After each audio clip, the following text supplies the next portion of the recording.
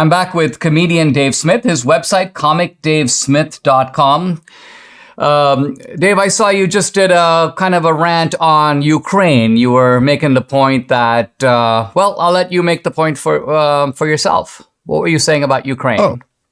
I mean, I don't think I'm overstating it when I say I think this is the most reckless policy in the history of the United States of America. The idea of engaging in a proxy war of choice on Russia's border, to actually be flirting with a direct war with the country with the largest stockpile of nuclear weapons in human history over over whether Luhansk is ruled by Kiev or Moscow. That's a deeply fundamental American interest. Why? Look, I don't agree with the whole Cold War, to be honest. Okay. I think that's where conservatism lost its way. And I think it's a big part of why we're in the mess that we're in now as a country. I think when William F. Buckley made his whole declaration that in order to fight a totalitarian bureaucracy abroad, we needed to embrace a totalitarian bureaucracy at home. It's like, okay, well, that's what we're living with now. We're living with the biggest government in the history of the world, rather than what conservatives were supposed to always be protecting, which was a limited constitutional republic. That being said, at least the Cold War, they were fighting the Soviet Union.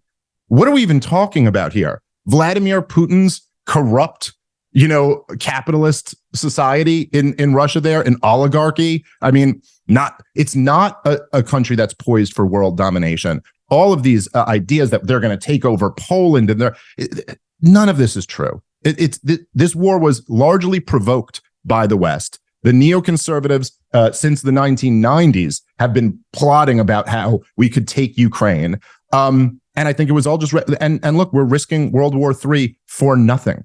For absolutely nothing. I mean, you're making a really important point here, and we could discuss the Cold War some other time, but we see this certainly with the Patriot Act, right? After 9/11, there was a kind of a chill of fear that runs through the country. We give the government all these police powers. They are now able to expand their surveillance, and then they conveniently decide, well, we were kind of interested in Islamic terrorists from abroad back then. We're now interested in domestic terrorists, kind of like you, the very guys who supported handing over all these powers to us, and we're like, we didn't think the FBI was going to be showing up at our door.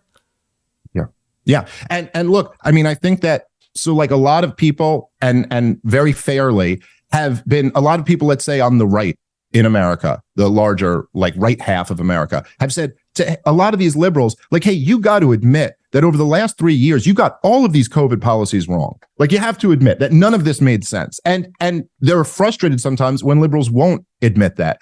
But I do think if we're going to be the bigger, person here, that the right half of America just has to admit that they got that all wrong. And that the libertarians and even some of the good left-wingers were warning about this at the time, that you do not want to go down this path. And were opposing the war in Iraq and the Department of Homeland Security, the Patriot Act, the TSA, all this stuff. And I think there's nothing wrong with just admitting, like, yeah, that was wrong. And it was a really bad direction to go in. And it's almost something out of like a Greek tragedy, that the same right-wingers who were like supporting the politicians who enacted those policies are now the target of the war on terrorism. It's like out of a play. And it's horrible, but it's ironic in some sense. And but yeah, this is why I'm saying I think the libertarians are right about everything, and not the goofy libertarians, well, but like the real hardcore Ron Paulians. Well, let me press you on that though, because I do admit that, and I think you know about my new film Police State. It's based upon, it's kind of founded on this admission, you might say. But let's continue. The libertarians, however, I think, did instruct a lot of us that the free market would address some of these ideological problems because, after all, companies want to make money. But that seems to me a little incompatible with the pervasiveness of woke ideology, because if Disney really wanted to make money and that was its main goal, it wouldn't try to antagonize half the country. I mean, if digital platforms wanted to maximize their reach and have the most people enthusiastically on them, they wouldn't adopt these kinds of censorship policies. So how do you explain the the fact that these companies are willing to, Bud Light, antagonize large parts of their own established audience in order to achieve what? Well, okay, look, so when you have the government, which is now, if we're talking about laissez-faire free market capitalism or something like that, the government is the biggest government in the history of the world. There's no organization that's ever been bigger than the US federal government. And so is it such a surprise that when that happens, the market is completely perverted? Look, all of this stuff, first off, the woke ideology all comes out of universities, which are essentially a government program. Government gives out all the loans. The whole thing would collapse in a day if the government got out of there. There's no real productivity or value to consumers from universities. It would be gone in a day. And then if you really want to get deep into it, you have these companies like BlackRock and all of them. And this is really what's dictating now why all of these corporations want to go so woke. And there's actually the government, they insist that if they'll give them the public sector pension funds, but only if they push this woke ideology and only invest in woke companies. So it's just, the truth is that, and this is, I would argue that the Bud Light and the Target stuff, that was almost like the free market being the last weapon that the people have, that they can boycott these companies who still do need their consumers. But I would argue that all of this stuff, if you just got government out of the way, all of this stuff would clean itself up in a minute. There is not some huge demand from the market to talk about transgenderism every single day. This didn't organically rise up from the people. This is pushed on them from the top down. Great stuff. Hey guys, it's been fun. Comedian Dave Smith, his website, comicdavesmith.com. You can follow him on X at comicdavesmith. Dave, a real pleasure having you on the podcast. Thanks so much, Dinesh. Happy to do it.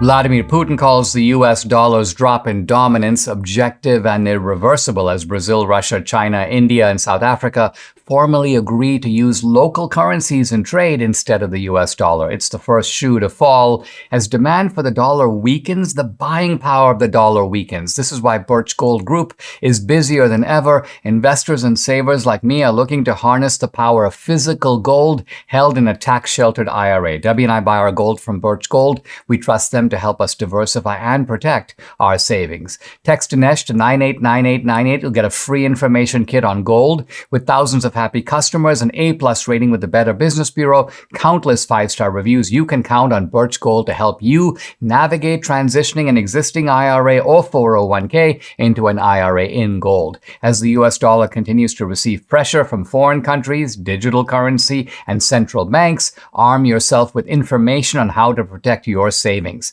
Text Dinesh to 989898 and claim your free information kit now.